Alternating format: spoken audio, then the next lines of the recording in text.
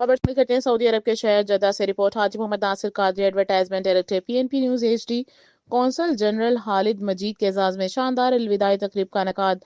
پاکستان کے قونصل general Jeddah خالد مجید کے اعزاز میں ایک پروقار الوداعی تقریب کا اہتمام کیا گیا، جس میں پاکستان اوورسیز کمیشن پنجاب کے وائس چیئرمین بیرسٹر امجد ملک مہمان خصوصی تھے۔ تقریب کی میزبانی مسعود احمد پوری، چودھری اکرم گجر اور شیخ سعید احمد نے کی۔ میزبانوں نے اپنے خطابات میں بیرسٹر امجد ملک کی اوورسیز پاکستانی کے حقوق کے لیے گراں قدر خدمات کو سراہا، جبکہ قونصل جنرل خالد مجید کی کمیونٹی کے لیے شاندار کارکردگی خصوصاً نئی قونصلیٹ عمارت کو قابل فخر قرار دیا۔ قونصل جنرل خالد مجید نے اپنے خطاب میں سعودی عرب میں 6 سالہ خدمات کے دوران پاکستانی کمیونٹی کے تعاون پر شکریہ ادا کیا، جبکہ بیرسٹر امجد ملک نے OPC کے اقدامات اوورسیز پاکستانیوں کو درپیش مسائل کے حل کے لیے حکومتی اقدامات پر روشنی ڈالی۔